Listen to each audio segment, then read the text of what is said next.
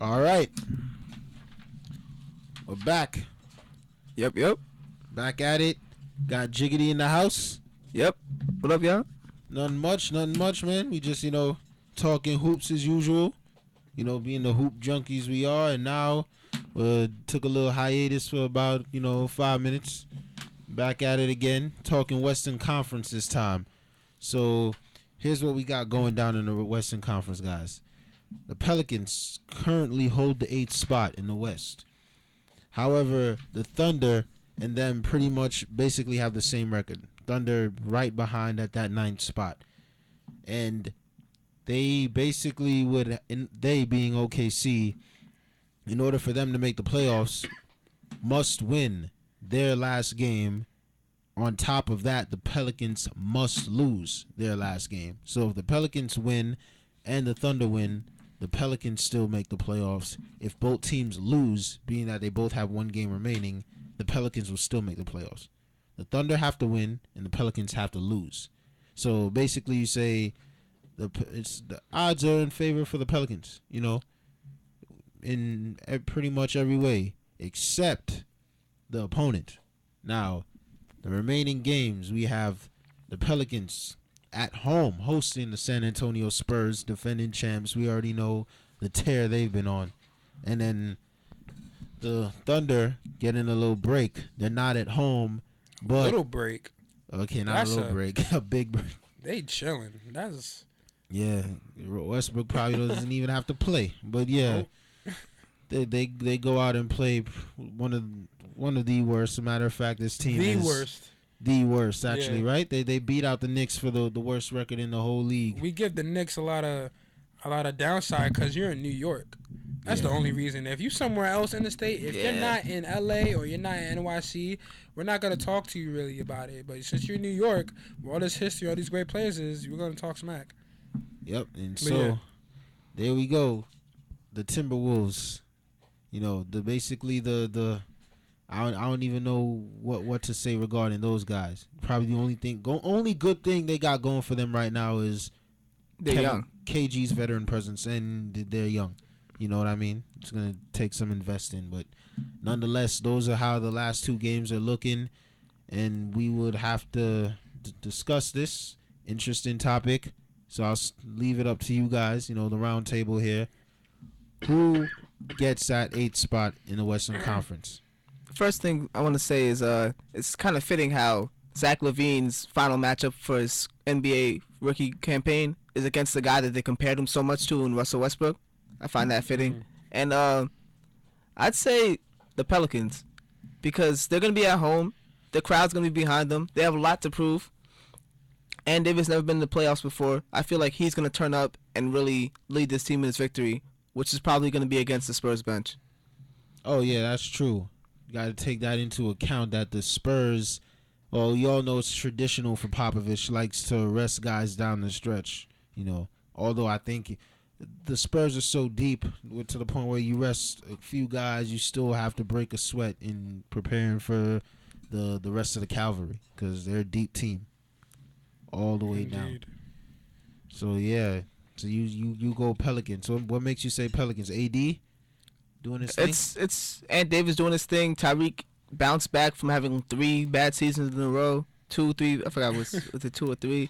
He's having career. Yeah, he had sounds like his career. Nah, he had his a monster rookie year, 25-5. Then he dropped down his sophomore and third year, and now he's back up to where he's supposed to be. Eric Gordon's average, and maybe they'll get Drew Holiday back. And I feel like they have a lot more to prove, and they're at home, and that crowd's gonna be loud. That crowd's gonna be raucous. I feel like it's gonna be a hype game. Yeah, that is gonna be nice. I have the same type of motive for them to win, just like the Raptors did last year, with just the whole crowd, everybody's in it. It's a really good feeling. But for me, I say that OKC can get to the playoffs. I see. Excuse me. I see the Pelicans probably having this problem versus the Spurs bench because they have never. These people have been together for a while now, and the Spurs. When you're not talking about the starting lineup, Spurs could shoot threes. I'm just saying, like they really work the offense really well. They could pass. They're not even gonna kill you with dribbling moves. They're just gonna take you by passing it and really making the right play. You know, and ones bring it to the post. Everybody's utilized on that team. The Pelicans, I haven't really watched their bench, so to say, so I wouldn't entirely know how they're gonna work their bench. But it really would be a wake up call to the Pelicans bench if they could get this win, and the starters too, because like you said, like they need this win. Never been in the playoffs. It'd be good for the franchise for them to get this win. OKC though, I do see them winning because also the same fact is that they want to get into the playoffs. You know, one last shot, do or die before the season ends, and this is what you got to do. You're in a good position where both teams, Pelicans and OKC, is 44-37, so you have to do your best. You're facing Minnesota, the worst team in the league, and it would be disgraceful for you to lose to a team who's the worst team underneath the Knicks. When you talk about the Knicks and how they lost, how bad they are, you can't lose this game. And so it does all rely on the Pelicans, but I think OKC can do it because I see the Spurs having a really good bench and like what they can do against the Pelicans. I mean, Anthony Davis could have an amazing game. Hopefully he could block all the shots in the world, get all the rebounds in the world for them to get there. And then OKC's franchise will really look down because they're in the ninth and not in the playoffs. But I see Anthony Davis having to do a lot. And it would get him playoff ready and the bench as well. But in the long run, because OKC's game is against the worst team, it's more likely that they might win. All right. Like I'll say this, I would want to see the Pelicans make the playoffs over OKC. You know, obviously one could argue that it would be more entertaining to see the Thunder go up against the Warriors first round. Oh yeah, than that too. The Pelicans. That too. I mean, from a viewer's standpoint. But I'm thinking just, you know, from the standpoint of the respect and the giving credit where credit is due. You know, a team like the Pelicans, they're really good. I mean, they're good. They're a good team. They're good to watch, and they're just a productive team. But they're always constantly on the outside looking in, due to the level of competition in their conference. You know, people have raved about the fact that it's the playoff, you know, structure should be redone and reconstructed, but just for that reason, I want to see them make it to the postseason this year. You know what I mean? And AD himself is going to be quite amazing to watch. You know, the guy has a consistent mid-range shot, rim protector, athletic. You know, he's finishing on the breaks. You know, can take you off the dribble somewhat. Kind of a mismatch for anyone really guarding him at his position. You know what I mean? Yeah, that's a future MVP right there. So that's what I want. Now I'm going to go with my realistic prediction. You know, given the matchups, you know, the defending champions playing this young, you know, New Orleans team that's going to be really anxious to make it into the postseason and experience that for the first time since, you know, Chris Paul's departure, I believe, right? Yeah. Yeah. Mm-hmm. And then this would be really good for AD, and, you know, they're going to really be they're going to give it their all going into this. However, you look at the opponent, the Spurs, you know, Kawhi Leonard, you know, doing what he's doing. You know, they're running plays through, you know, on offense through him. They better let him play too. Oh yeah, you know, He probably is gonna play. Pop better not sit him down. He young. He better play. I don't even know just off the fact that he's young, but I mean, I don't even think Pop is gonna rest guys because the Spurs still have something to play for. You know, in the playoffs. We'll get into that in the next segment, but just given those circumstances, the Spurs are not going to drop this game. You know, I'm looking more so at the fight and the will on both sides. Both sides want it bad, but the Spurs have that. They have more depth, and they have that veteran presence coupled with the fact that they want it bad. You know what I mean? And Yeah, for you. the Thunder, obviously, they want this bad. Minnesota really has nothing to play for. You know, it's over. So I'm going to have to say the Thunder ultimately gets this spot. That's my prediction. And speaking of the Thunder, let's kind of segue into a little segue, you know, being that this is the last show before the playoffs. Season awards will be given out and whatnot. And of course, we have the MVP discussion. And why I said, speaking of the Thunder, is because young Mr. Russell Westbrook had, I believe, a career high now with 54 points on 43 shots. So one might, kind of.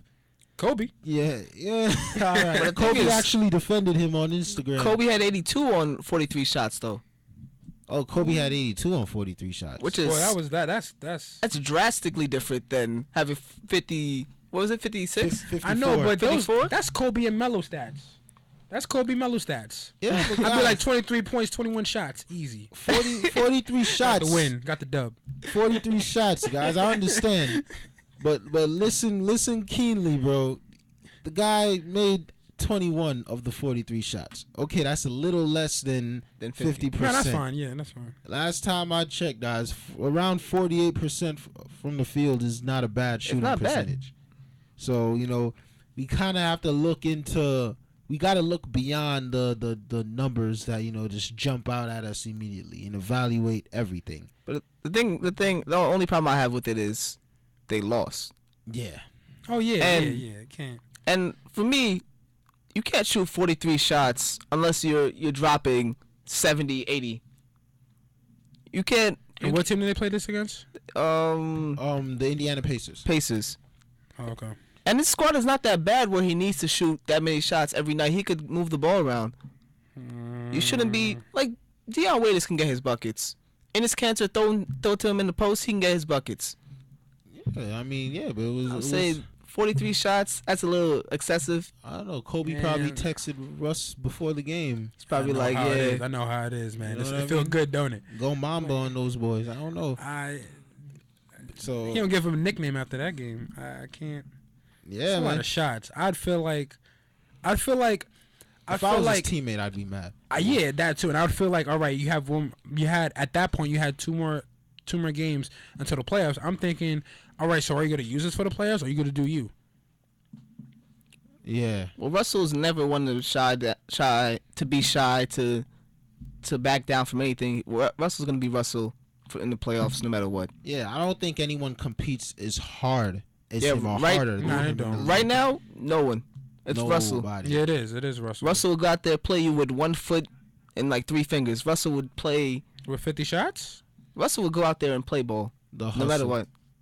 The hustle and the mindset, I feel like propels his athleticism in a way. I remember I was watching a clip, and he got a rebound, dribbled, sprinted down on the break, and flushed it on the other end, all in 4 seconds. Like he got the rebound, count down, 4 seconds later, he was throwing it He's down doing with one too hand much, man. at the other Yeah, end of He's the doing court. too much. You got to run through 9 players. 4 seconds. And you got to run through 9 players, and then you telling me 4 out of the people on your team is not open to get a quick outlet. No one's. Yeah, I just look at those replays because there's so many of them. Him driving to the basket. Try to see if he's looking at somebody or if he's looking straight or down, just going to the back. Like he just knows. Like okay, like I feel like as a play, I feel like as a person on the OKC bench, I'd feel like I have to be on my A game and shoot like 70% from the field because the time he passes to me, he's gonna be pissed if I miss. But the thing is, if I'm not getting touches, how am I gonna make the shot?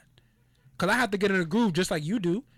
You're gonna that's shoot true. 43 and 21, whatever in the game. I should be 21 and 43, and I have to be ready. You know, that's one thing that you really see big man at. Where you have to shoot 70% from the field or 80%. You know, shooting really high, don't miss. But as a guard, if you're taking that many shots to get hot, pass the ball. Like we know you can get your triple double, but I'm not gonna. You don't expect me to go 3 for 4 when you're not even passing me the ball and getting touches. When you're just going baseline to baseline, I'm not gonna be in the game. I'm not gonna be in that groove of mindset because I feel like you're not using me. You do you, and I get pissed if I just see you doing a really nice, however, free throw. I mean, perimeter when he runs to the free throw line and then shoots the ball. It's really nice touch, but if you keep doing that constantly, I'm gonna be like, all right, why should I run to the other side? I mean, I'm gonna save my energy and use it for defense. And the main problem is like he wasn't bad from 2-point range. He was like 16 for 28 from 2, But the problem was he shot 15 threes and went 5 of 15 from 3-point range. His 2-pointers were going in. 16 for 28, that's a great game. But he shot 15 3-pointers. Trying to be a hero. He has people now. Yeah, he has people. Deion Waiters likes getting buckets too. Other players on the squad are scorers. I mean, I didn't think he was that good of a shooter behind the arc anyway. You know what I mean? But Yeah. ultimately, the reason why I brought this up, you know what I mean, this performance, you know, however, whatever end of the scale you want to side on in terms of his performance, is because obviously we know he's been a go-getter for the MVP, you know, over the past few months, and coupled with, you know, the other factors, you know, the Steph Currys of the world, you know, the James Hardens, etc., LeBron by just, you know, default. Who's your MVP, guys? Because I'm sure, you know, we'll know who the MVP is by next show. So who's your MVP? We'll start with Brendan Clark. Stephen Curry. Before I was thinking James Harden, because Dwight Howard wasn't there, I say James Harden. Look at it, flick of the wrist. He really, I just had to. he's really been he's really been on a tear. I can't even describe how much of an asset he is to the team, how much he works with everybody, how efficient he's been, and how great of a player he just shows on the court. And it's just nasty to just watch him and come with the handle down the court. Nobody can guard him. I just look at him. I look at him against a matchup sometimes watching TV, and I'm looking at him like, yo, he's gonna shoot the ball. He's gonna make it. Watch. And I put money every dollar that I've said that he's made it. It's unbelievable. Like I get chills just watching him play. But then, however, I have to give it to Stephen Curry because now he's in a system where he does have a lot of people with him. Yes, he's had all the players and he has all the assets. He has a team that has top defense, top offense, but he's also been working with the new coach, and that's that one aspect where, you know, working with the new coach, that could be a lot of issues that usually rise, but he's been doing a great job, and he's had his now he's the top 3 shooter in the NBA season again. He beat his old record, and I know that he was the 5th one, so now he's 5 second and first for a 3-point record and 3-point. For most threes in the season, 5 second and first. That's 5 second and first. That's ridiculous. You can't. You're making records out here. And they were all within 3 years. Those happened within 3 years where he was. 2 years ago he set his record. That's second. This year he was first, and last year he was 5th. The fact that he did all this in 3 years is what makes it special. And he's a good company with Reggie Miller. Who's the other person that's there? I don't know who. Ray Allen? I think it was Ray Dennis Allen? Scott. Oh, Ray Allen is. Ray Allen and Dennis Scott was there. But just Stephen Curry, his name is too reoccurring in a 3-point ball, and in that aspect and what he's done for his team, and just, you know, he's breaking ankles, he's making great passes, his team's first, well into first, and I gotta give it to him for that. James Harden, I would love to see him have it, but I think the way it just ended for Stephen Curry with that mark, I think it has to be him. Yeah, and it's not even like it's a one-man team. They're playing team-oriented basketball over there in that Golden State team. Yeah. Then Green just stepping up. I love Green's play. I love how he plays. He's one of my favorite players on that team to watch, and how he's hardworking, posts up, makes the 2-point ball, makes the 3-point ball, hustles on defense, gets those rebounds, does everything. I love his game for that team. He's that person that's gonna help them go higher into the playoffs. Just watch out for him.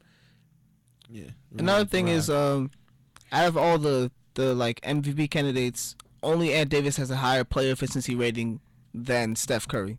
Steph Curry is the second most efficient scoring wise, and not scoring wise, as a player, to be that efficient at the point guard position is just a rare thing nowadays. It's like, and this guy just he orchestrates the ball, he shoots the 3, he makes the big time shots for the squad. He's usually the one that says, "Hey guys, I'm making this shot." Like, he's that guy for them. And the fact that James Harden slowed down towards the end, that they dropped from 2nd to 5th, is what took James Harden off my MVP list. Stephen Curry has fun. Although that could very well change, Jiggity. So who's your MVP? Steph. Okay, so you both go Steph. I'm gonna go with Harden on this one, guys. I'm gonna go with James Harden, and that just really came down to the number of assets. We all know Stephen Curry, you know, has a great team around him. You know, look at Klay Thompson, 42 last night against a good Memphis team, 26 in a quarter, 37 half. You know, flashback of that Sacramento game. just saying that sure Steph is shining, but he has the help. His team is elevated because it's more of the complete team. How many guys can you really how many guys come to mind on Houston aside from James Harden like immediately without you having to process any thoughts? You just know James Harden. Actually, the problem with Houston was so many injuries. So James Harden's consistency is what kept them where they were. Like Houston just had injury after injury. Dwight Howard went down. Monty Eunice is done for the season. Who else is out? Beverly's out. Beverly's out. That's my I like Beverly.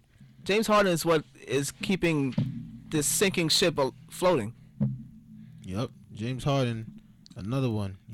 So that's my MVP. You two have Steph. Yeah. We'll see what happens when time comes to announce the recipient of that award. Yeah. So we have one more segment left, guys. We're gonna talk about the Western Conference too, but amongst the higher seeding in the conference. So we'll be right back with some more 3-Man Weave.